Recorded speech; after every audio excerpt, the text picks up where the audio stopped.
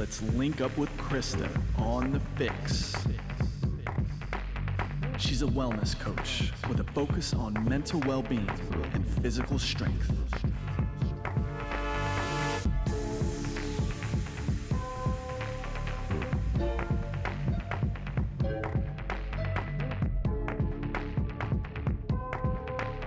What is up, guys? It's Coach Krista, and I'm back on another episode of The FYX. Today, we are linking up with one of my good friends, and very first, right before we hit record, I mentioned this to you, the first Washington & Lee alum, fellow Washington & Lee alum that I've had on the podcast, and that is Miss Charlotte Keesler. She and I went to school together in Lexington, Virginia, and kind of lost touch a little bit over the course of the last few years and reconnected because we are both in the world of being an entrepreneur, and Charlotte is up to some really, really exciting projects with her brand new company that she launched only several months ago. So we're really early in these stages, and I'm super excited for her to have the opportunity to take the mic today and talk a little bit about what she's doing and really the movement that she's trying to create through her company, which is called Per the Work Edit.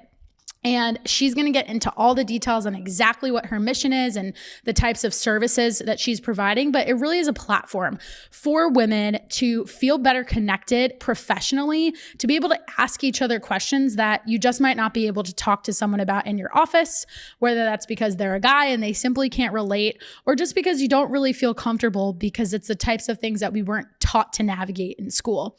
So with all that said, I'm going to turn it over to Charlotte. I'm so happy to have you on the show. Welcome. And first, tell me, who the heck is Charlotte Keesler beyond Per the Work Edit? Who are you as a person, and why the heck should we care about what you have to say? Hey, Krista. So happy to be here. So why you should care about me, who I am, I guess I should start by where I grew up, because that's kind of where everyone, I think, begins being themselves. So I grew up outside of Boston in Concord, Massachusetts. Pretty like outdoorsy, I would say, childhood.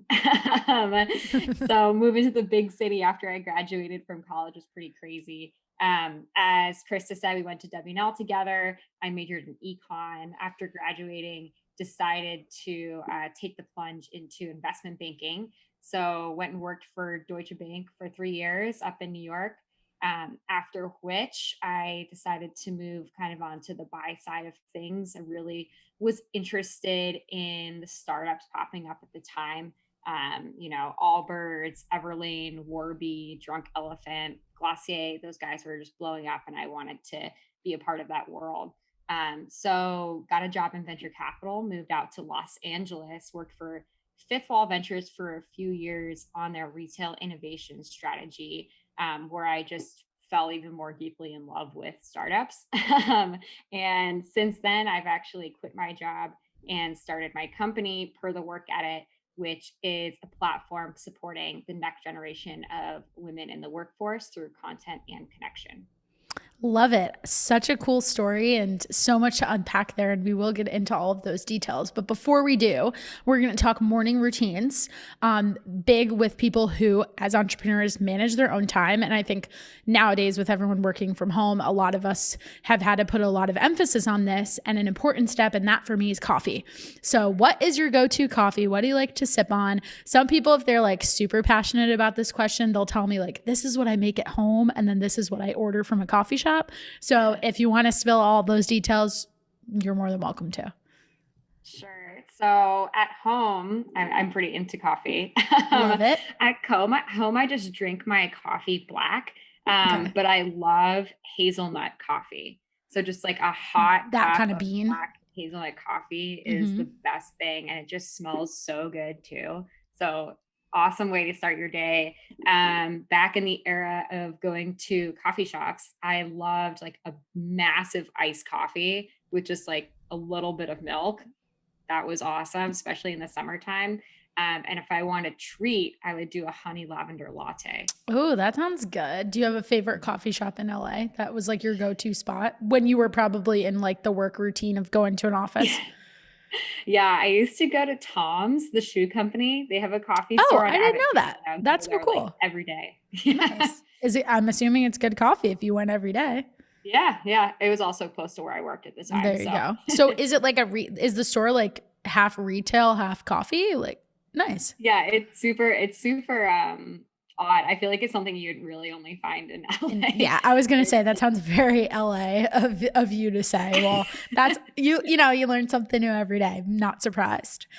Well, cool. I'm a big iced coffee girl myself. I will like literally, I don't know if you are like this with your iced coffee, and it obviously doesn't apply as much with the weather that you have out there, but I will drink iced coffee like on a day like today when there's like snow on the ground. Like I don't care how cold it is outside. I love ice. I have like a weird thing where I have to put tons of ice in all of my drinks. So that's just me. I don't know. But anyways, let's get into it. Let's first kind of talk about, in hearing more of your story of the transition from taking a very typical, shall we say, route of a post W&L grad and going into investment banking, but then making the jump to venture capital. I first kind of want to talk about like the startup scene and the whole process of going the VC route. That's actually a pretty hard jump to make. Like you made it pretty quickly. People will usually work for several years in a very traditional investment banking role. And then like, that's kind of like the goal. Like if they can get into like some sort of private equity or VC type position, like that's where they want to wind up. So tell me for you, based on the experience, whether you had at your first job or just what you enjoyed and were reading about, what kind of prompted you to be like, okay, I've enjoyed my experience at Deutsche. I'm learning a lot here and I really like it, but I see this being the next step for me. And I really want to pursue this like as quickly as I can. Because 3 years in the span of your career is a pretty short amount of time. Yeah. So I think what got me super interested in VC specifically versus like private equity or, a variety of other, as you call it, exit ops. Yeah, exactly. That's a great way of putting it. From banking. The reason why I was so interested in VC was because I really wanted to be working with innovators in the consumer space. And so like if you think about banking, like your clients are largely like massive companies, huge, a lot of times publicly traded companies. So they might be doing like big exciting transactions, like acquiring a company, merging, like raising debt, whatever it may be. But at the end of the day, it's a very large organization. And it's a little less set up to just be like super innovative. There's obviously exceptions to the rule, but that's just kind of a generalization. And like really procedural too, right? Like right. I know, the most, I did work at Bank of America for a while, but I was very much in more of like a traditional commercial sales type position. So all the exposure I've had to the world that you were in is through my friends and what they've gone through. And also my brother. I live with somebody who worked in debt capital markets, and I literally can see the things that are coming across his computer screen. And we talked about it a lot, but from what he would share with me and what he could share with me, it was very much like, okay, like these are the bank has a system that they're running through. And like when we're putting a deal together, these are like the criteria that we have to look at. So in that regard, there's not necessarily that room to be, let's call it creative, right? So did you feel like that was like an itch that you weren't scratching necessarily in the time that you had that type of role? Yeah, definitely. Like I've always felt like I've had a creative side to myself, and banking was kind of like, okay, you can put that, on the side for a minute. Yep. Like you could get as creative as like making a deck, which also followed a template most of the time. We would once in a while we would do like custom decks, and that was super exciting. I know. That was like the most creative I could get too. And I would always like, I don't know if you ever took this class at W&L, because I'm not sure if he was a professor there yet, but Professor Lind taught this business. It was in the business school. It was like basically a presentations class, and he did this extra seminar on like how to become a wizard at PowerPoint. And I would just like any chance I got as like right out of college in my first rotational program with B of A, I would like always try to show people cool tricks in PowerPoint. And they're like, how'd you do that? And I'm like, I don't know. I learned it. Like, it was just like such a fun thing that I felt like I could differentiate myself because no one was doing that kind of stuff because they didn't really need to. Right. Yeah. I mean, I think the other creative thing I really enjoyed weirdly enough was when we got to build like massive financial models. Mhm. I was like, this is really cool. This is kind of like creation within Excel. For sure. Yeah. And like see how it all like setting up the macro so that like one thing funnels from the next to the next. No. And when it gets really complex, that is super interesting to see and like lay something out like that on paper, because as you said, you know, you're dealing with these massive companies who are trying to put together, you know, deals with either they're dealing with like massive debt or acquisitions or whatever it is. There's a lot of numbers on the line. Yeah. Yeah, exactly. Can't mess up. No, you can't. You definitely can't. So tell me about how, you know, what it like, let's even dig a little deeper into the process of making a job change, because that's definitely a career focused conversation that I'm sure is something that will come up in the work that you do with the women who are part of the PER group. What did that look like for you? I think we can both agree that we're pretty lucky in that we went to a school that has a really strong alumni network. And talk to me about that, or just talk to me about like what you were looking for in trying to find that next role. Was it an easy process? Did it take a while? If somebody's listening to this and maybe they're about to graduate college, and granted the stakes are a little bit more challenging these days and just the work environment that we're in. So I'm thankful that that's not the two of us. And I feel for those people for sure. But what did that look like for you? So going from Deutsche to Fifth Wall? Yeah, just the process of finding that position, who you networked with, if it or was it like one of those unusual cases where you applied and you kind of just, it happened? Yeah. So this is funny because I feel like, you know, in retrospect, 3 years seems pretty fast to like find a pretty good job in VC. But I felt like I was trying for a while. Doesn't it always feel like that in the moment? It so does. Like I would look for, like I only stayed at B of A for a year, but like half the time I was looking for a new job and it felt like forever because of all the rejections I got in the process. I think that's what adds to it. Yeah. Yeah. I think that definitely was it too. And I think also, you know, I don't know the reason why this happened, but I for some reason got to like final interviews a lot. Mm-hmm. So I think I went to like more than 5 final round interviews, which is like, I've talked to people and people were like, wait, you went to that many final round interviews? And then it was like, you know, your 6th or 7th one where you finally got the job. And I was like, yeah. Because you would think like, you would have gotten that far. Like you were one of the top 2 candidates. Right. Top 2 So candidates. Then you start sitting there being like, well, then what happened? Yeah. Have you had, now that you've like reflected on that, have you had any time to like try? Because that's the hard part. Like so many things have happened to me that way as well. And so often it is like beyond rare if an HR person will even give you feedback, even when you ask for it.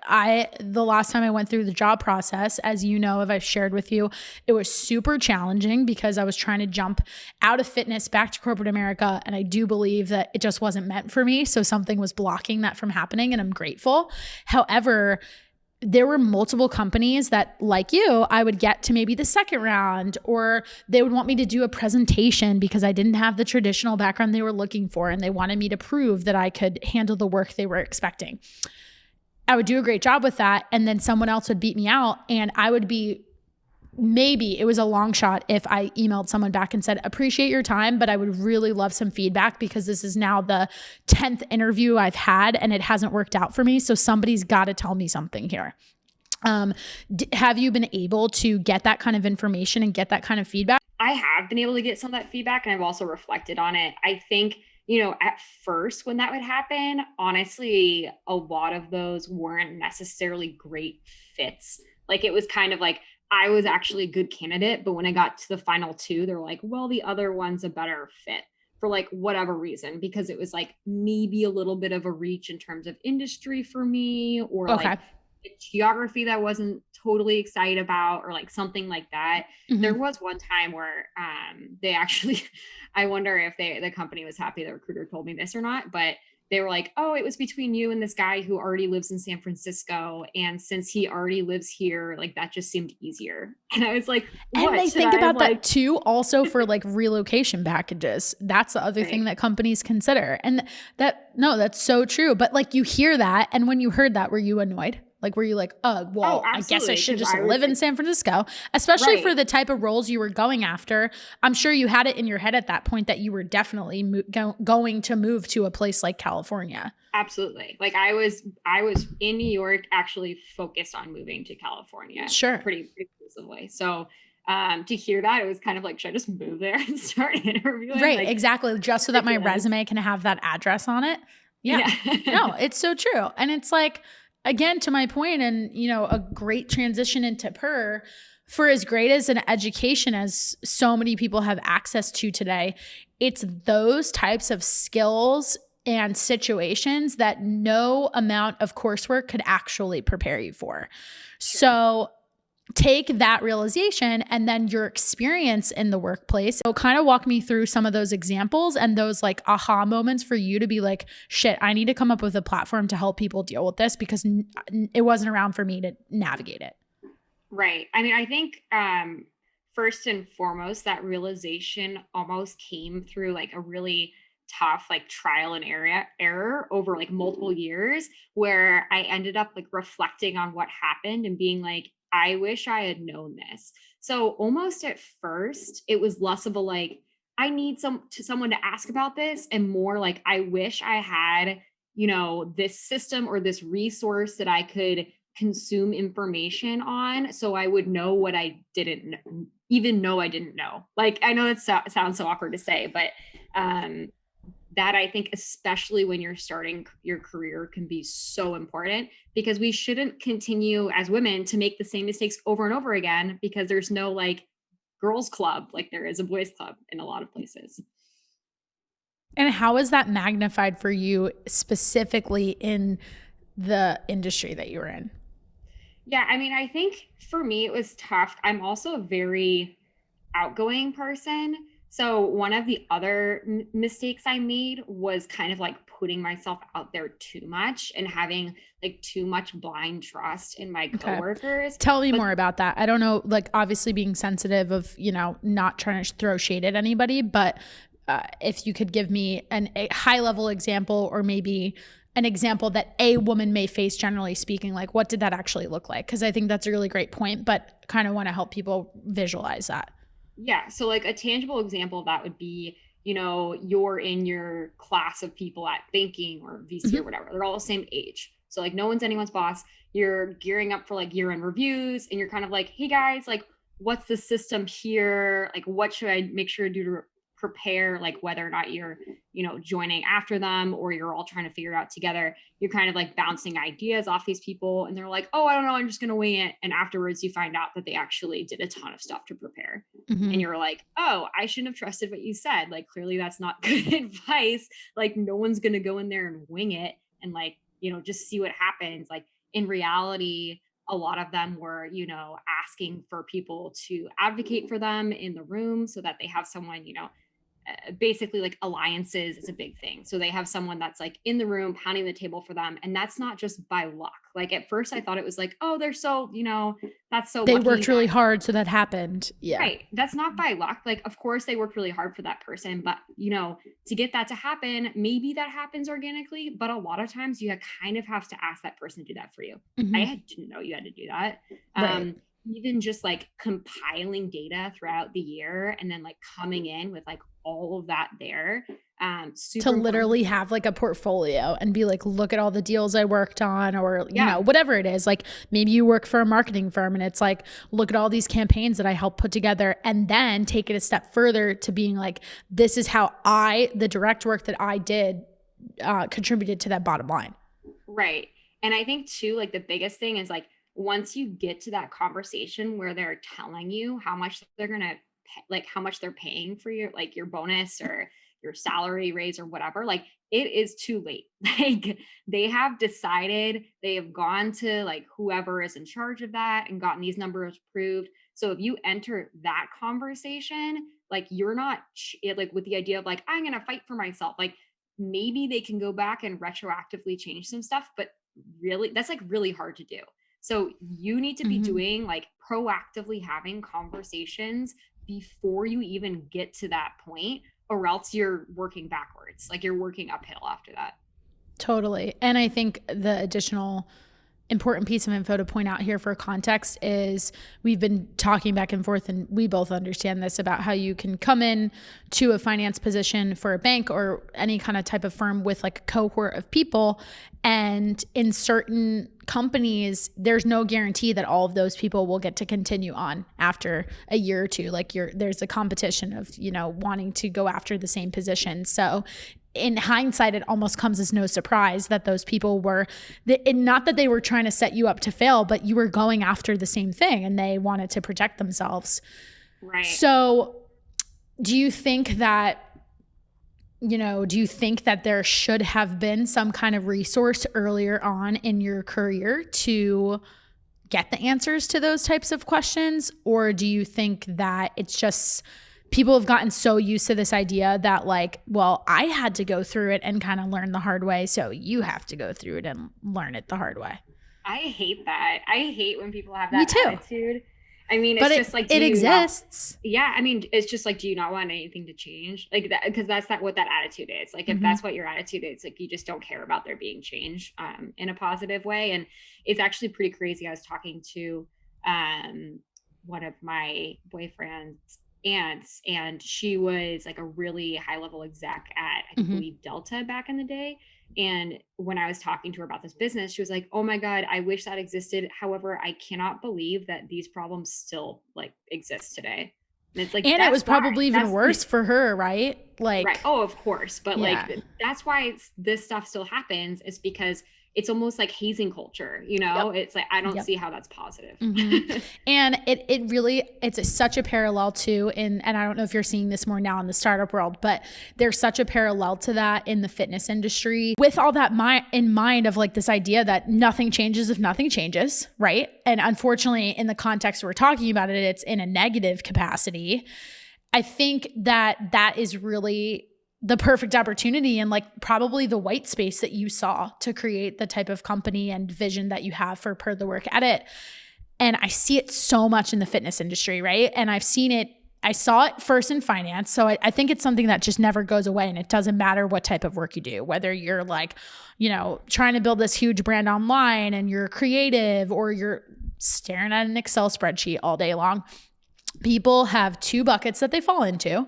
The first is that really positive relationship of like, let me mentor you. And I don't want you to have to face the things that I did. So I want the whole like pay it forward mindset. Then there's the opposite group, which is unfortunate, but it exists and I feel like permeates and is kind of like the standard in a lot of environments, is like this scarcity mindset of like, I have to protect all my shit, because like if you figure it out too, you're going to be too successful, and there's not enough people out there for all of us to be that successful. I see that a lot in the fitness industry, much in the same way that you were in this cohort of people and you were all kind of going after the same couple of positions, and there were X amount of you and X amount of jobs still available. When it comes to the fitness scene, a lot of people have this mentality that like, because there are so many people out there like me, that there's just going to be this cap. And like, there's only so much of slices of the pie to go around, which is bullshit, because we're in like $1 billion industry, and there's always going to be people looking to exercise and work on their nutrition and mindset and all that jazz. It comes down to the soft skills of like knowing how to relate to people. And it has nothing to do with the back end platforms up to a point of how you organize things, or like the systems that you use, or, what your social media tactics are. But there's also nobody out there teaching that, just as much as there's nobody out there teaching like, hey, Charlotte, if you want to prepare well for this performance review, it would be great if you kind of came to the table with like these 3 documents and you demonstrated these 3 things. There's no handbook for online coaches to be like, these are the top 6 platforms that you should use to organize your business. And there are amazing coaches out there who have realized that and have wanted to like spread that knowledge. So they literally set up businesses around business coaching specifically for trainers. To that end, I really see Per kind of like filling that space and kind of filling that gap And I would love for you to use this opportunity to talk about a new piece within the platform called the Forum, which, from what I understand and the conversations we've had about it, is a space for women to be able to just like have these open conversations, like truly like an open forum. I'm assuming that's where the name comes from, but would love for you to kind of dig into that and tell us about it. Tell us about when it's going to become available to the general public and what we can expect by being a part of that group. Yeah, totally. So right now, Per has all of its content available for free that anyone can look through. And what we're launching is this piece of the business that Krista was talking about called the Forum. And essentially what this is a well-organized space consisting of rooms that to facilitate different types of topics, connecting women across age groups, firms, and industries so that you can really learn from each other and also feel extremely comfortable. One of the other things I think, we were talking about was the competition aspect. It might not make your coworkers, especially if you're kind of like in competition with each other for, future positions, or, there's only so much of the bonus pool, like who gets the bigger piece of the pie, like XYZ other things. It makes it really hard to really trust what they're telling you. I am the first person to say that like I really enjoyed forming really close relationship with my coworkers, but there definitely were times when I questioned if that was the best way for me to optimize my personal success. So the forum is kind of a way to mitigate that issue and have like one centralized place where everyone can come together to either like feel like you're a part of something, especially if you're in a male dominated industry. And like Krista was saying, a lot of my friends were in finance, a place to go to find people like you and feel part of something. And then a place to go, where there'll be people that appreciate something that maybe your coworkers might not appreciate. And then also just somewhere to share learnings and seek advice and ask questions, and in a really open and authentic way. I love that. And I'm so excited for it. And I know when you showed me the platform that you use to build the forum, I was like, oh my gosh, this is awesome. I actually borrowed it myself and am now using the same technology for my own client group online. And I'm like super excited about it. I keep geeking out over it and putting it on my Instagram stories. So thank you for telling me about Geneva, because it's amazing. I'll give them a little plug. If anybody out there is looking to create some sort of online community, because I think if we boil it down, that's really kind of like the most basic description of what we're talking about with Per, and like a place to literally, I love that it's called like a home in a room, because it's literally a place to like house this information, right? It's super well organized and it's really fun. And it seems like they are working on some really interesting capabilities with like video chatting and audio. It's like a little bit of all the great pieces from all the other social media that we have, right? It's like pretty much like a mashup. Yeah, it's like, it looks like Slack, but it's sexier and cleaner. There's cool things that are similar to Instagram. It's even got like a Clubhouse vibe. Like it's really awesome. So I appreciate you. And I think even the fact that we had that conversation and then you shared a piece of information with me that I was able to take and go do something with is 100% a testament to why it's so important for people to have these types of conversations, and really Per creating a space to facilitate them. So tell us a little bit more about, I kind of jumped right into the forum rather than talking about Per as a whole, so we can backtrack a tiny bit. Tell me more about a lot of the articles and topics that get covered. And if I were to jump on your website right now, which we will link down in the show notes so that everyone can access it, what would I come across? Like what types of information is available through the site? Yeah, totally. So in terms of the articles, I think I'm the most excited about that piece of the content, because it's kind of like our own content. The rest of the content's awesome, but it's basically like curated with this target audience in mind, the target audience being, women in the workplace, primarily towards the beginning of their careers.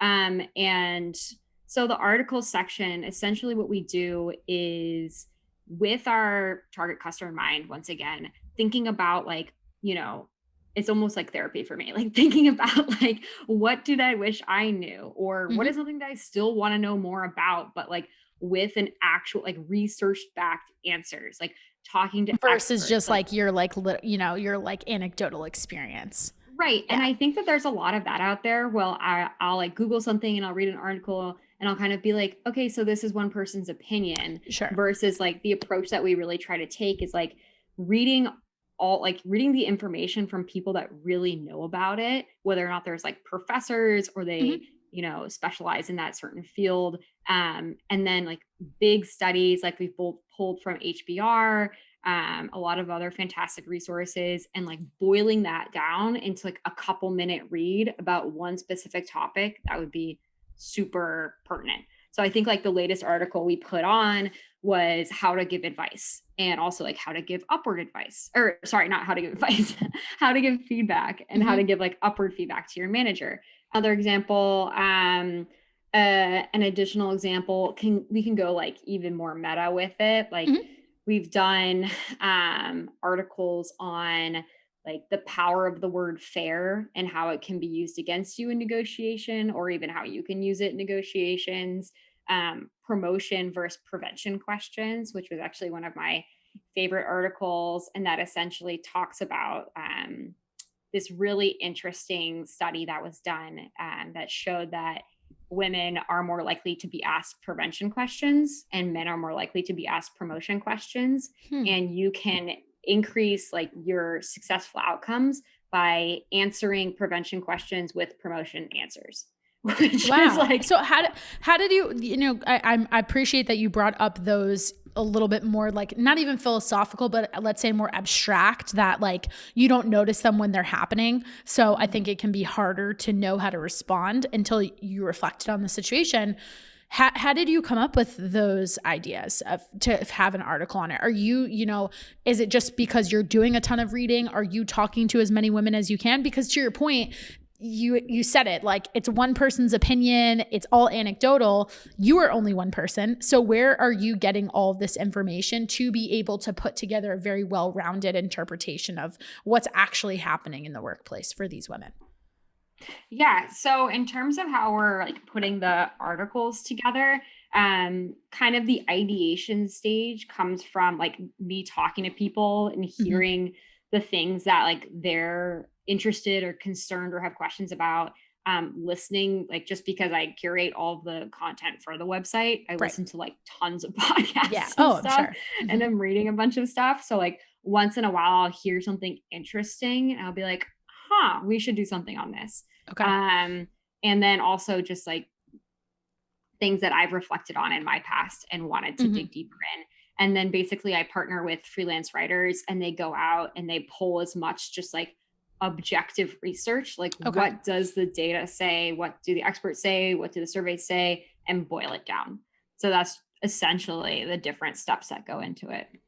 So with that whole process in mind, for me, and this could just be the lens of how my brain thinks and what I've studied in school, but I think it's super interesting that you're an econ major and arguably the work that you're now doing is like part journalist, part psychology, part graphic designer.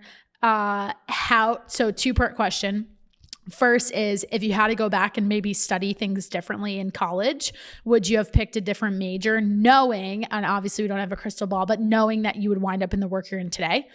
And second, how do you think, of course, having had a liberal arts education contributed to both your ability and confidence to go the route that you have? Because there is literally no handbook for what you're doing. You're creating it.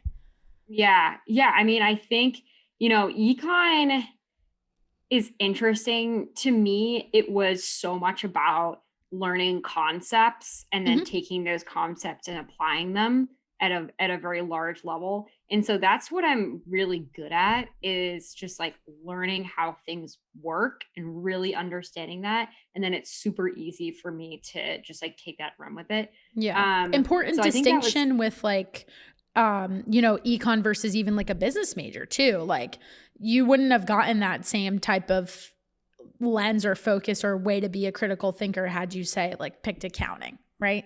yeah. Yeah, yeah, it's interesting. Econ, I think it definitely the thought process is helpful. Have I like learned any of the economics that I like have I used any of the economics I learned? No. I would say if I were to go back and do different coursework, I would have taken more accounting. I think I took one accounting class and then I Me went too. into investment banking, which was the most ridiculous decision ever. Because I was literally teaching myself accounting like while I was at As you were work. going. Yeah, Yeah. which I would not recommend to anyone. But I mean, in addition to econ, I like almost had two other majors, but then I had a job lined up. So I was like, nah. Mhm. I like didn't finish them, which I don't regret because my senior year was awesome and I got to take a lot of like cool courses that weren't in a part of the plan. But I almost also majored in religion and Oh, German. okay. I think I So, knew that. I feel like I knew about the German thing because I do remember us talking about that before. yeah. So I think, a liberal arts education really allowed me to develop skills that I didn't know I would need. Whether that was just like communicating or language or, you know, I mean, that kind of stuff. I don't really know how else to describe it. No, Things it's that don't like, relate to econ. yeah, exactly. The things that don't relate to econ, but at the same time, I really do love that analogy that you made with like this idea of like, to me, like the first thing that jumped into my mind as you went down the path of like the concept description was like macroeconomics, right? And like being able to take a step back and look at the big picture. So, in taking a step back and looking at the big picture of your own career path, do you remember, like, was there a defining moment when you thought of the concept for PER? Or is it something that just sort of like you kept coming back to this like thing, but you didn't know what it was going to look like? Because I'm sure, and also wondering this too, it was probably pretty abstract for a while in what it would actually function as, right? Like you had this idea that there was some sort of problem or white space or something missing, but maybe didn't know how you were going to communicate that to people or what it was really going to look like when you turned it into an actual business. Yeah. So I would say there was no like aha moment, which I think is the phrase a lot of people use. There's Mm-hmm. no aha Yeah. moment. I think over the course of my career, I just realized that there was very few businesses built for women beginning to mid career. And there still are, unfortunately. Mm-hmm. Like I remember when I was at Deutsche and the Skim, like that newsletter became a Yeah. thing. I And I love was the like, I Skim. don't I'm have to read obsessed the with Wall it. Street Journal Yeah. anymore. Like I can They're read the like, Skim. no, those two are like my idols. And my mom is also obsessed with them because she just like loves, like for my journalism background, she's like, look at these girls. Like they went out and they didn't want to stay in their, typical like facing a lot of the same challenges of like being at the bottom for a news organization. When you're in production, it's like literally getting coffee. Even today, like that's still happening. And they just didn't want to do that. Like they wanted to do something that mattered. And there's actually, I think there's at least one person in our sorority who works there. Becky Oh, works there. really? Mm-hmm. Yeah. Ah. So it's like, I love everything they do. Their podcast is like one of my favorite things to listen to. They find the greatest people to interview. Oh, yeah. I learned so much. But you're 100% right. It's like that. And the only other company that even remotely reminds me of what you're trying to build is a group called Elevate. Are you familiar with like the Elevate networks? Yeah, I think Yeah. so. Mm-hmm. And other than that, I had literally never heard of it before. So when you told me about it, I was like, this is a genius idea. When you did start talking to people about it, what did they say? Especially when you started telling people that you were like, I'm going to do this and I'm going to quit my job. Like, did you get any pushback like from friends, family members, coworkers, like, or they were like, or were they basically saying you super cool, go for it? Yeah, I mean, I think that there's a lot of people that like to be like tell the precautionary tale. Mm-hmm. Like I Yeah. think it's really hard for people to be supportive of you when you're like, all right, I'm gonna like stop having an income and all that. Like Yeah. I think that's like people are like, okay, like have fun. And I think in terms of where I was at when I made that decision, I was in the right place because to be perfectly candid, like I had a lot of money saved. Mm-hmm. And so I knew I was okay for That a you while. had the buffer. Yeah. Yeah, like I was going to be okay. Like it was not like, if I didn't start making in 2 months, I was screwed. So I think that's like super important to be aware of that. I feel like there's so many like founder stories where it's like, well, they just hustled. And you're like, that, I mean, like, yeah, I'm sure everyone works really hard and I'm sure people that succeed work really hard, but let's be realistic about it. Like, make sure you're in a good spot, like, and make sure you have some sort of idea of how you're gonna, be able to pay for stuff, whatever that may be. Just because I think like the romanticized version can be a little dangerous in that sense. But that's not to say to not go for it. Just be aware of that. And I think that was the one area where, my parents were like, okay, you're like, okay, like, I'm not worried about you. Like, you'll be fine. So that made them a little bit more supportive of it. I think less so than the transition. Like, I think when I made the transition, people were kind of like, all right, like, awesome. Like, you're starting your own thing. Cool. Like, be careful. I'm like, yeah. And I think that the weirder part for me was actually like a little bit after that transition, where you're like working on this thing that you can't really like show anything for. Like, before my website was up and like all of that, I couldn't really like show anything for all of the work that I was doing. And so then like, I, especially as someone coming from banking and VC, I had ascribed like so much of my value to like my job. And then to be in a place of like people not really understanding what you're doing, or like, they're like, are you unemployed? And I'm like, no. Like, Right. I'm Like, trying this to is my start a decision. business. Yeah. But there's no validate. You're not getting that validation anywhere. Right. And you like physically can't even get it either. It's like exactly what I said before about how, people don't know like the ins and outs of what's like actually going into, building like an online fitness business. Like, I put a reels out just the other day with this, where it was like a bunch of videos of me working out and doing like fun stuff and like preparing for photo shoots. And then the end was just like me literally typing on my computer. And it was like what people think I do all day, what I actually do all day. Right. And it's not like I want the credit, because like I think even in fairness to you, like I even have an advantage because I can show a resume from my clients' results and post their pictures of their progress and like conversations that we have, and them being able to reflect on like improvements to their mindset or like their routine or, whatever it is. But you, like I said, it was this very abstract thing. And you also didn't have a ton of examples to go off of. It wasn't like you could be like, oh yeah, that company like that does this, this, and this. Well, that's what I'm trying to build too, because there's nothing else out there like it. So for you, when knowing all of that, like what in your mind as you were starting to build this website, like did you come up with some sort of idea in your head of like, okay, once this is live, or like once I reach this milestone, like I know that I'm going to be satisfied with what I'm doing? Like, because you said you draw so much value off of your job, and I want to talk about that as well. How did you define like success in this environment? Because it has to look different. It wasn't going to be like in the form of a paycheck or in the form of somebody telling you, hey, great work on this, Charlotte. Like, it's literally just you being like, yep, keep going. Yeah. I mean, I think that like, I almost want to say that in past tense, like I used to ascribe so much value to my job.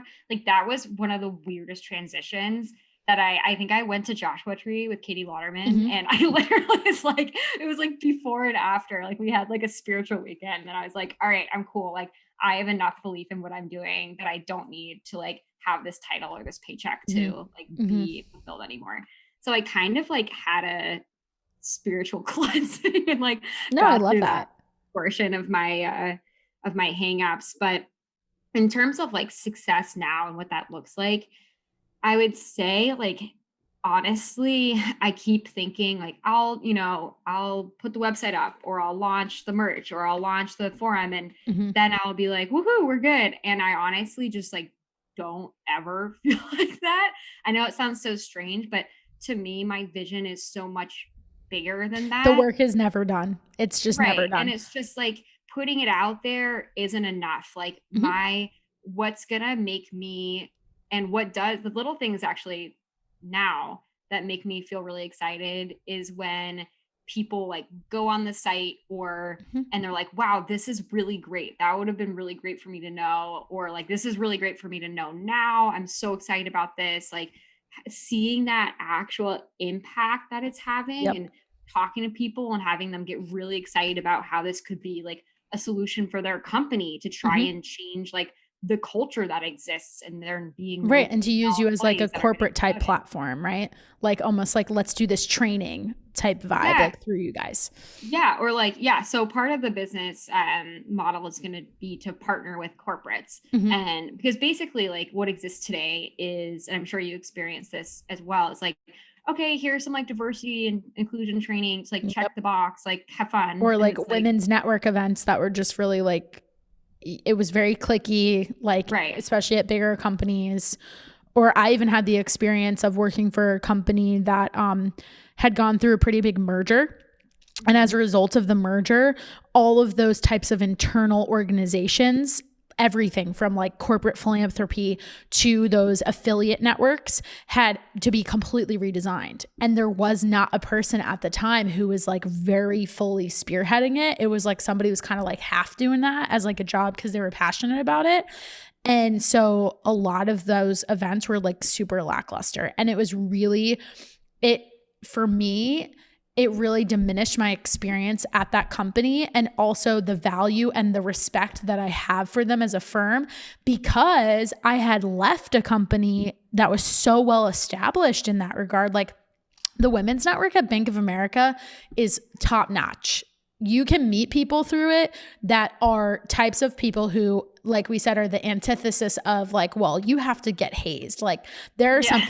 incredible women that I met and like still keep in touch with, or just like still follow what they're up to on LinkedIn. And I know they fully embody the things that they would say to thousands of people versus to somebody one-on-one getting coffee. And to then jump to a much smaller firm that I thought I would benefit from it being like close, smaller and hopefully close knit, it wasn't that experience at all because these groups were not established and no one was having these conversations. And I was like, hello, but you don't know what you don't know, right? So if these Right. people were with this company for a long time and they were the ones that were leading these types of groups, well, what did they have to go off of to create it? And they weren't soliciting feedback. So it was just kind of like, what was it going to come out of thin air? They needed an organization like yours. Yeah, and I think too, it's like it's important to note that sometimes like one-off events can be really great, to make those connections, like you're saying, Mhm. when you have people that are there and you can make connections that you can like maintain. But if they don't do that, like one-off women's events, that's not what's changing thing. It's the Right. It's like, ongoing oh, nice. Like interaction. we got together this one time. Like it's almost like, Yeah. it's like, let's do this to like check a box. Yeah, it feels like checking a box. And so I don't know. I personally don't think, and actually the research shows that that doesn't really work in terms of changing culture. Like it has to be consistent, and also there has to be consistent support, right? Mhm. So it's like, you're not going to get all your questions answered by going to one women's event, or, by taking one diversity and inclusion training. Like that's Mhm. what currently exists. And if you're a company and you're saying, I care about diversity and inclusion and we want women in senior levels, it's like, okay, well, put your money where your mouth is. Like, why don't you Yeah. put in place any programs that actually support these people and can allow them to be successful and be promoted and be paid equally and all of those things. Like, let's put women in the best position possible to be able to do that. Just hiring junior women and like crossing your fingers, that's not going to work, and it's proven that it hasn't worked.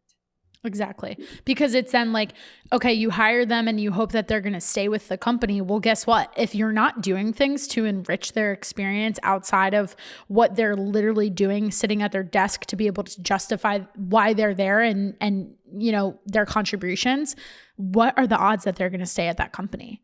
Right. And especially since there's so many things that go into like succeeding. Mhm. And I mean, to me, I think the hardest thing was I thought work was going to be like school, where I could like put my head down, work Mhm. really hard, and like my work would speak for itself, and I would get like paid the best and promoted ahead of time and like whatever, like road to success.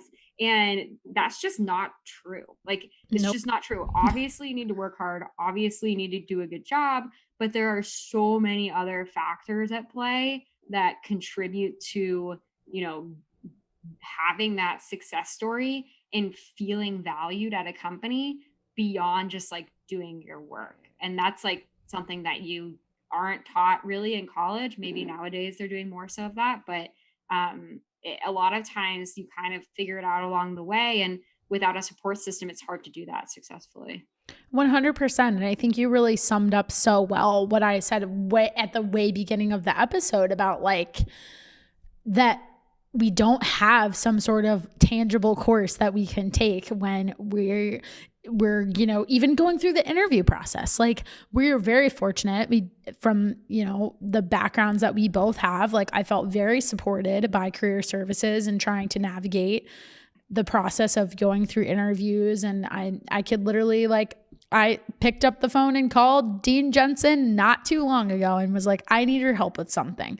Or I even called him to tell him like what was going on in my personal life. And that is incredible that has been our experience, but I know that's so not the norm for people. And even still, there's like that, it's like, okay, that can help you really shine in getting your foot in the door, but then that's not the same person you can necessarily talk to once you're already there and trying to navigate office politics or that sort of thing. Yeah. And it's so hard too, like I think the difference between where we're at today with office politics and what existed a while ago, like a lot of those same tactics like are not usable. And like we use so many different technologies. It's Sure. like what's Slack etiquette? Like what's Right. email etiquette? Like I think one of when I first joined Deutsche, and I was like, all the guys, they're like, creating these like personal connections with the managing directors, but like they're all guys. So I feel weird like asking like a 50-year-old man to go to coffee that I don't know. Like it just feels weird to me. My dad was like, you should take them all on a ski trip. And I was like, Dad, that is the most ridiculous advice. And that definitely is not okay to do. Like, I'm not doing that. No, and I could totally understand how you felt uncomfortable by that, especially as another female. But I also think it's important to note that, and like, I'm kind of like on the spot here and you can correct me if I'm wrong, but when I think of you, I also do think of you as somebody who's definitely like more of like a sporty person and like a guy's kind of girl. So like, I would think that you would be totally fine in that sort of environment. And to me, like I was laughing at your dad saying that because I'm actually not surprised that he suggested that to you. And but there are other women out there who like totally just like couldn't hang, right? And I don't think that you're one of those people who can't hang by any means. Did you see that? Like, did you even notice that about yourself that like maybe even though there's definitely like there's that separation factor by gender, like did you feel like you at least had like a slight advantage just because of your personality and your interests? Yeah, for sure. For sure. And I think, I initially I would say like I had no problem kind of like making this first like putting the first step out there. Sure. But then it got really awkward when like if you're it wasn't reciprocated. Like I'm like, here, let's like, create a relationship. And they would be like, meh. Like, right. Like maybe not. Versus I was watching like, the guys maybe make like half a step and then the senior would meet them. Would be like, whoa, let's like, go smoke a cig or like chat in the men's bathroom. And I was like, how am I supposed to compete with this? Like, this is ridiculous, But yeah, you're right. I did have a bit of a leg up given my, personality, I would say. So, but all that's to say is that like not everyone has that type of personality. So how much harder would that be? Like that's exactly insane. And just because you don't have that personality doesn't mean you're not qualified for a job, and also doesn't mean that it should, diminish your ability to be successful, because there is a role and a position for everyone. And sometimes I think you touched on this not too long ago, like saying that like there's a fine line of like how friendly you want to be, right? So it can also hurt you just as much as it can help you. And then, so then it's like, no matter which position you're in, it's like, which direction do I go with this? And then you just don't know what to do. Yeah. And I think like one of the things that was really weird to me was, especially at W&L, I felt like I never really felt gendered. Like I know that sounds a strange thing to say because we have such a big Greek system there where it's like fraternities and sororities and that's like separate.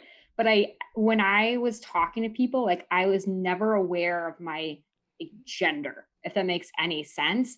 I just kind of acted how I acted, Mhm. and I was fine with that. I think kind of like the odd thing was when I was in the professional world, like you kind of there's like your mentors, right? Who are like very senior to you. And you're like, I hope to be like them one day. But then you kind of look around you for more examples of like what behavior is acceptable at my level, what behavior is rewarded at my level, like those kind of small cues. And I was taking those cues from some of my colleagues and getting completely different reactions from like upper management, Mhm. which was like very odd to me because I never felt like I was treated that distinctly differently by like a professor at W&L. So that was kind of the weird thing where I was like, oh, I'm out in the real world where people I think are a lot more like gendered in their way of thinking than I'm used to. Yeah, I never really thought about that because I totally agree with you in the sense of like in dealing with a professor. And I also think it probably has a lot to do with like the major that you select too, because of like who else is in your class. And at the same time, though, it is also interesting because WNL often gets picked on for socially like the gender separation. So and like that's more so like creates issues with like not the professional world, but like personal relationships and what that looks like and what that means for people in the future. So that is a really like very perceptive takeaway, because I do think my interpretation of what you just said and the reason why I think it is that way is because it is such an academic school that if you want to be successful there, like you got to show your chops. And so, and like it, and it's not to say that there are people there who aren't like, not everybody is a genius by any stretch of the imagination, but the people who really, I think, get the most out of their experience while they're there are the people who like that doesn't matter to them. Like, so you don't pay attention to it. It's just like, I know that I have this skill set. I know that I want certain things out of my life and I'm going to go do what I got to do to get it. Right. And then if you're around a bunch of people who are like that too, I think that also makes you that much more motivated. However, at the same time, and this is another question I wanted to make sure I addressed in this conversation, it also creates a lot of pressure that we have to do certain things, that we should go into certain industries, that we're quote unquote a failure if we're not the person who's making at least X amount of dollars right out of college, whereas other people may have a totally different idea of like what that initial success looks like. So how did you see that manifest? Like whether it was among your friends from college or even friends from high school, maybe put it into the context of like making the transition of going this route that is perceived to be a little bit riskier. Like what did that look like in your own life? Like have you had, for as much as you've reflected about all these different experiences that you've had, have you reflected about the potentially harmful idea that like we are in a very high stakes game of like when you graduate, you should be doing these three things. And if you don't achieve them, then like you're not on the right path. Yeah, I mean, I think like my biggest takeaway from like the path that I took is like I don't regret it at all. Like I learned so much at Deutsche and at Fifth Wall, like both fantastic experiences. What I have to say was I needed, I think, to enter it with a little bit of a different mindset. Like I think I went into it with a mindset of like, I am here to do whatever necessary to like win, like Mhm. success, success, success, and with not really like understanding what like winning meant. And so I came in with like a very like people pleasing, like whatever you need me to do, I'm gonna do it. Like, yes, sir, yes, ma'am, like let's go. I don't need to sleep, it's fine. And while that gave me like a really steep learning curve, I think it was at a certain point, it always became detrimental because it was more what people needed from me and what I needed out of the experience. Mhm. And what I would urge people to do is that I don't think it's necessarily bad at all to go into those experiences. I think there's so much to learn, but to potentially enter them with the mindset of, I'm going to get everything that I can out of this job. What can this job do for me? Not what can I do for this job? That is like such a good just career nugget for anybody listening to this.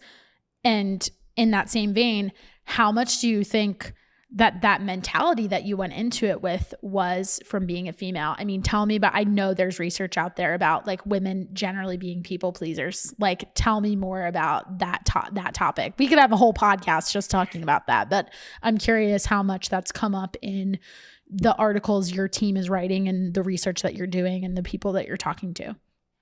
A lot. So I think that women, I mean, the research shows that women generally are more on the side of people pleasers. I think that it's hard to pinpoint like why that happens. I think a lot of it's just like conditioned as like a societal norm, to be perfectly honest.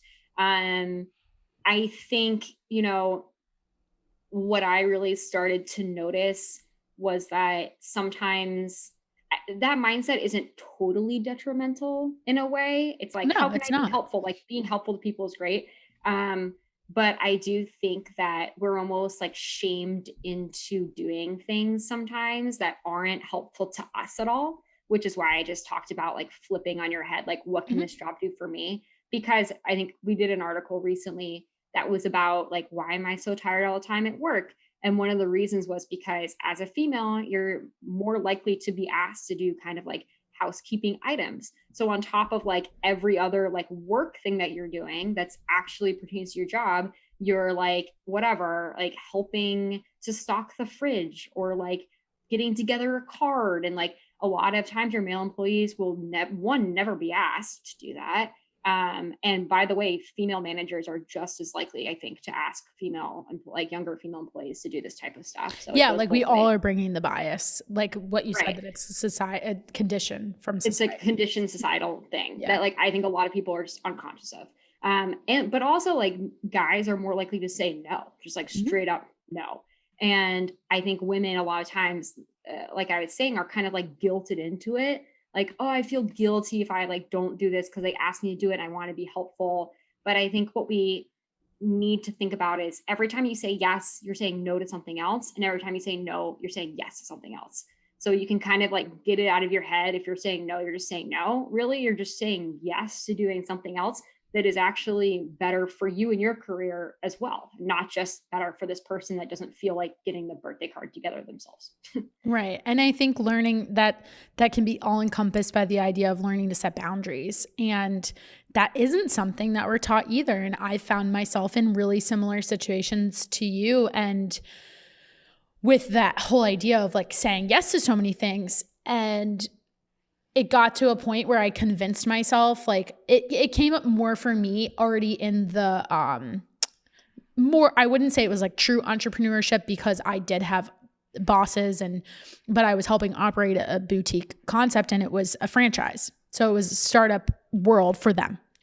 And in my head, I went into it with this mentality that wound up being really detrimental to my mental health, that because a bulk of my salary was coming from commission, that the more I said yes to things, the more control I had over those tasks being done the way I wanted to, which would ultimately contribute to the business, which would then ultimately contribute to the amount of money that I was making. So it became like this fear of delegating because I felt like I could do something better or more effectively with an attitude, a mindset, an approach that could make the business grow quicker or in a more efficient way. And then it made me like be the one that had all the responsibilities. And then it got to a point where I was just like going to implode. And I think the other people didn't want to help because they expected me to take care of it. And it just made me like experience like severe burnout, like really bad, really, really bad. Yeah, I feel that for sure. And I think that that's another side of it. Like it's, you even have to learn how to say no to stuff that is your job kind of, because at a certain point, if you're doing too much, like I remember there was literally a point in time where my manager was like, you're doing so many projects, like just don't say yes to all the projects that come your way. Like literally gave me that advice. And then they would still ask me to do projects. And I literally had to be like, you told me to say no. And that was like the only reason I could actually say no. I was like, you Yeah. literally gave me the advice to say no. So I'm saying no. Haha. And then what did they say to you? Were they like, oh Like, shit, I I guess did you're tell you right. that? Yeah. That's also like a great piece of advice. Like always write down what people tell you because you can always like they'll always be more receptive to their own words than someone else's. That's really good advice. And I think that's something that probably people neglect, but is something that I have even found in my own nutrition coaching with my clients, because in a way I'm kind of like their boss, right? And I was on a call with a client today, and I actually started to give her a to-do list for things to focus on for the week. And in the conversation, we were 30 minutes in, and I was like, damn, I just told her like 6 things to do. So I was sitting at my computer, and I use like a CRM system that has a business line, and I can text the client through the business line. So I was like, you know what? I'm going to make you a to-do list. Like, I have you on the phone. I'm in front of my computer. I literally just started texting her all the things I wanted her to do. And we sat there, and I had her repeat it back to me. And it just really reaffirmed, like, okay, these are the things that are important. This is what's going to help me redefine what success in health and wellness and weight loss looks like for me. And then I'm actually going to go do them. I think that being able to write things down and then even reflecting on it like years later for your own benefit, because what happens when you become that boss and you're Right, like totally. thinking back to those times, you'll forget. And then the junior employee will say something to you and you'll be like, shit, I felt that way when I was them, and look at me now. Yeah. Oh Like, my to God. break that cycle. When I would first start jobs, I always write down everything people say to me and keep them on sticky notes. People thought I was insane, but I would have like literally piece of advice from all of like my boss and coworkers like on sticky notes, like all over my cube. And it was actually awesome. So I would definitely do that. Yeah, I love that. And I think, think about information we consume on a daily basis. Like you were saying earlier about how you do your research. I was like picturing you like sitting with your headphones in, listening to a podcast and then typing away and like trying to multitask and keep it all organized. Like, the more I podcast personally, I learn so many new things. I am so happy that all of this is recorded because I go back and listen to my own show like 3 times between editing it and everything. And I get like something new from it every single time I listen to it. And that's where I think the satisfaction can come in with this type of work, because you're like, oh wow, like I learned all this new stuff today and I didn't even like interact with anyone outside of my own home, right? Like you're like, wow, the technology is pretty great in that regard. So I want to move into our lightning round, but before we get there, I do want to ask you one final question. And that is where you see PER going. So we talked about the forum. We know that it's going to be accessible to people very soon. And like I said, we'll make sure we have links for anybody to access it so they can get joined up. But tell me a little bit more about the structure of what you'll be offering. You mentioned the corporate training and partnership such as that. Will this eventually evolve into a membership base where like somebody's paying like $10 a month as a subscription to be a part of the forum and inside the platform? Will you host panel events? Hopefully when we can go back to doing things in person, I can envision you trying to host some like big conference or something like that. So tell me more about like your big ideas for what PER could be in the next 5-6 years. I totally love that you asked that question. You'd be surprised, like so many people don't ask about that. And that's like my favorite thing to do is to think about like, what can this be one day? So really like the large vision for everything is essentially to create an entire like work life ecosystem for this person. And so like right now it's like content and connection, but I think there's opportunity to do like, work wife matching, like, I don't know, or like peer-to-peer matching or like mentorship matching or like recruitment and like career postings or a marketplace for resources. We can even do some of our own product and marketplaces for other products, like anything that you can think of that touches your work life. Like, I work 80 hours a week and I have no idea how to stay like fit and healthy. Like, having suggestions for people that can help you do that. Basically, like our lives are so consumed by work, and yet there's so little that's about like your work life. So just having this holistic place focused on this person and this entire ecosystem built for them. That's like my dream. I love that. And I think that's a really amazing part about it. We talked about this idea that all of these issues touch so many different industries and roles, but I think that really kind of solidifies the concept that we still need to be connected to each other, even if we're not in the same industries. Like, what advice do you have for people who just, for whatever reason, feel limited in some capacity to take that leap to go do what it is that they want to do? Because as you said, Charlotte, like, so much of our lives are consumed by work. And I think you and I have gotten to places in our maturity and outlook that we're just like, well, yeah, no shit. So why are we going to do something that we don't like absolutely love and are obsessed with? Like, I truly am obsessed with what I do. Like, people have to tell me to stop talking about it. And I just want other people to feel that way. So what advice do you have for somebody who just is demonstrating that type of limit on their beliefs? Yeah, I mean, I always advise people when they're like, you know, do you have advice on a career? Like, what's the best like path forward? And it's like, where do you want to get to? And then kind of like work backwards, because the realistic thing is like not everyone's going to be always doing exactly what they want to do at all points in time. But if you can like frame it up in a larger purpose, then it becomes a lot more meaningful. So for example, like, was it my ideal thing to work 90-hour weeks for 3 years? No, but there's a purpose to doing that, and that made it meaningful for me. And so I think like thinking about it in that context of being like, for example, I'll just like get super vulnerable here and tell you like what my dreams are. My dream is to have my own venture capital firm where I invest in early stage founders that are making societal change, right? But like, I don't have money to do that. Like, I don't have money to just like invest in tons of different people. And I realize that the underlying thing that I care most about is like making an impact. I've always had this idea. So I was like, why don't I go try and start this company where I can feel fulfilled on a personal level because I'm making an impact, but hopefully if things work out, I can sell it for a ton of money and then I can do my total dream, which is having my own venture capital firm. Right. So it's like framing everything in that way, I think can be super grounding and helpful. Totally. And I think that that's the type of advice that people do need to get from a career services standpoint earlier.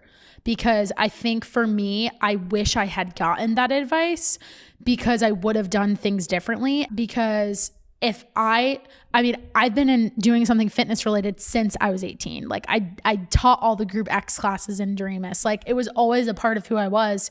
And I think if I had had that advice from somebody to be like, go find a company like a Soul Cycle or somebody like that and try to be a copywriter for them or try to do communications for them, my career would look so different. And I'm still very appreciative of what happened. But I think if people can really like take the time to think about what lights them up, what they're good at, and then think about the dream job, we could redefine the different ways of getting there. So even in your example, think about all of the people that you can meet through the work that you're doing who are at the executive level, who would probably ultimately love to support you as the founder of a VC firm, right? Like, it all kind of weaves back together. Well, and it's like important to note too, like, I don't have the skill set to do early stage investing until I like really know early stage operations. And what better way to do that than to start your own company? Totally. So it's like not only obviously the monetary thing, but the skill set thing is really important. It's like you're building on skills and building on skills. And it's also okay to not know like 5 steps ahead, but to know like 1 or 2 steps ahead. So it's like, I think some people too get a little frozen when they're like, well, I don't know what, my dream job is, or their dream job might actually like, they'll get closer to it and be like, ooh, I don't really like doing that. Yeah. And then they're like, oh shit, well, what am I going to do now? And then they don't want to go, they like don't want to admit that it's not their dream anymore. And that's super dangerous too. Yeah. So I feel like it's also like, don't feel pressure to like have it all figured out. Like, just practice kind of self-awareness as you're on the journey and be like, I really like this. I'm interested in this, not so much. That's okay. Yeah. Great. Really great advice. And I think the perfect place for us to wrap it up on. I'm so appreciative of your time and just really excited to see all the different things that you do. For what it's worth, I think all of these topics would make for a great podcast. So if you want to find another medium to jump on, but we'll fully warn you that that in and of itself, like this right here, is very much a full-time job. A fun one, but a lot of work. So you ready for the lightning round? Sure. Okay. Quick answer questions. Like I said before we recorded, I kind of want to like make it fun and maybe like related to WNL things just for the nostalgia purposes. So I'll throw a few in there that are related to that. Sure. First one, let's see. What is your favorite book that you've read or maybe listened to? I don't know if you're an Audible girl in the past 6 months to a year. Oh my God. Yes. One, love listening to stuff versus actually reading. So I listened to Principles by Ray Dalio, which like totally rocked my world. I thought that was so cool. Also Untamed by Glennon Doyle. That one great was book. really Did you read amazing. Love Warrior? If you didn't, you should. Yeah, I actually liked it better. So I would recommend that one. It's like the precursor to Untamed. And you don't really need to read them in order by any means. But for me, and I don't know, I think it was just like where I was at in my life. Like I could just like get right into Love Warrior and like couldn't put it down. It's a very good book. What's your favorite podcast? Do you have a go-to that you listen to like every day? I don't. I listen to so many different ones. I'll say the FYX for the purpose of this. Aw, thanks. I appreciate it. As a fellow founder type person, I highly recommend listening to literally any episode from How I Built This. If you don't, like I those. love that. Yeah, I love that. right? I know. It's like awesome. I will binge How I Built This, and those episodes are long. But Yeah. I really like respect how much I actually listened to Guy Raz's like episode on how he built How I Built This, and that was fascinating because he talks about why he put so much time into all of the episodes and like the research behind it. It's really cool stuff. So if you haven't checked that one out, I'll send it to you. I shall. Actually, I'll throw out one that I do listen to a lot, which is HBR Idea Cast, which might I not haven't be checked as that one well-known. out. Okay. Yeah, it's Harvard Business Review, and they do just like super almost like academic topics, but there's always so much like good data and stats and learnings from them. So I love that. Nice. That's awesome. And I think it's good to just like get that in a different medium. Like hearing it sometimes can have a different impact on your takeaways from it too. Let's go for more of the fun stuff. What do you like to binge on Netflix? Oh my God. So this isn't on Netflix, but this is definitely my go-to. Top Chef. I'm obsessed with nice. it. It is like good, creative. Like I can kind of be doing emails while I watch it. And I love the competition aspect. It gets me like really fired up. I would have not. I was not going to guess that you said that. So I'm glad I threw that into the lightning round. What's your go-to workout routine? Great question. I always throw a bit of a run in there, like to get my cardio up. Sometimes I do just a longer run and that's it. And then other times I'll do a shorter run and then I do like a Kayla It Signs workout, like all body weight stuff after. Nice. What is the number one restaurant or like place to go that you always loved in Lexington, and like your favorite food there, since there's not a million choices? We got to like be specific. Well, Blue Sky. Of course. What was your go-to meal there? What sandwich? I would always get, I think it was the Southwestern salad. Was that my one's favorite. so good. Yeah. That's a really good one. I would love that right now. I'm like hungry. I shouldn't have asked you that question. What is something that you wish you learned in college? Like if there was a class you could have designed at WNL, like what would it have been? And maybe if you had a favorite professor, who could you have envisioned teaching it? Oh my God. I wish there was a class on, this is so random, but like how to organize your life. Like I feel like I always am on top of work stuff. And then I'm like, oh my God, I'm going to get arrested because I did my taxes the wrong way. Like taxes. Or like I forgot when I first started doing all of my, this platform and this on social media, like I would forget to pay my car payment, like shit like that. Like it just like the personal stuff falls off your to-do list. Right. And then you're like, I want to, like, I don't know, TikTok has been interesting for me. I've been exploring it, but I saw a video yesterday that was like how to minimize your interest payments on a house. And I just thought it was so interesting. Like, I wish there was a class that was like, here's all the tricks to like save money and like not get arrested in real life. No, it's so true. I actually talk to my friends about that a lot because my dad is an accountant. So I'm like really lucky because I have a lot of those things built in. And even when I went out, bought a condo in Charlotte in 2018 and like navigating that whole process, he kept saying to me, he was like, I'm really proud of you that you did that. And I'm like, I didn't really do it by myself because I called you every 5 minutes to ask you a question. And a lot of people don't have that built in. So I feel very fortunate in that regard. And I'm like always telling my friends like hacks for things that they can do related to that stuff. So you're right. There needs to be like a hacker class. Yeah. Yeah. Maybe that's your next venture, Krista. Right? Maybe I'll put that on my, like, I'm looking at this whiteboard of to-do list things I have and it's like 2 years long. I got advice from a business coach who told me like, stop making to-do lists that are more than 3 or 4 things, because if you sat there and like thought about all the things you wanted to do, it would legit be a 3-year list. And that's just going to intimidate you and you're going to feel overwhelmed. So working on that, like top 3 things of the day, get these 3 things done. We're good to go. Well, last question, final one. What is your shameless plug and where can we find you to connect with you, whether that's personally or specifically for PER? Yeah, so shameless plug is that we're trying to change the workforce for good. So be a part of the movement, you know, help yourself, love each other, support each other. All of that I think is amazing and can only result in a positive outcome. So if you don't join PER, then I'll find you. No, I'm just kidding. But seriously, you can go to www.pertheworkedit.com. There's a forum at the top that you can click on to join that. We are launching that on International Women's Day, which is March 8th. Perfect timing. I love that. Yeah, so excited. The content piece is on there. I talked about, feel free to shoot me an email. My email is charlotte@pertheworkedit.com. I want to keep open lines of communication. We're also on Instagram and LinkedIn and all of that good stuff. Well, Charlotte, thank you so much for coming on The Fix. I have thoroughly enjoyed this conversation and I just can't wait to see all of the amazing places that you take PER, and my own head is just swirling with ideas for like all these fitness things I want to suggest to you. So I'm very excited and wish you the best of luck. And I know that there's so many Fix listeners out there who could benefit from this. So if you have listened to today's episode, please go ahead and interact with PER on social media. Definitely go ahead and check out their website. Even if you spend like 5 minutes on there, I promise you are going to find one article that will teach you something today.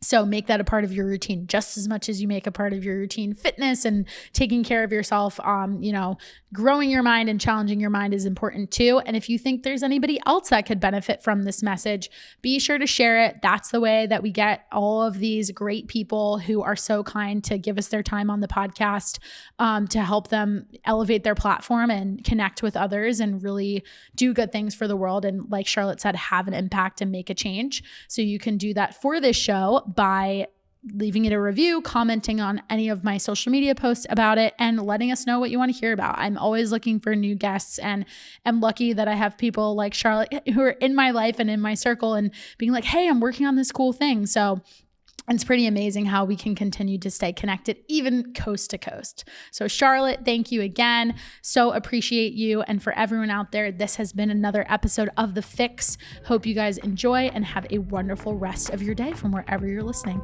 Thank you.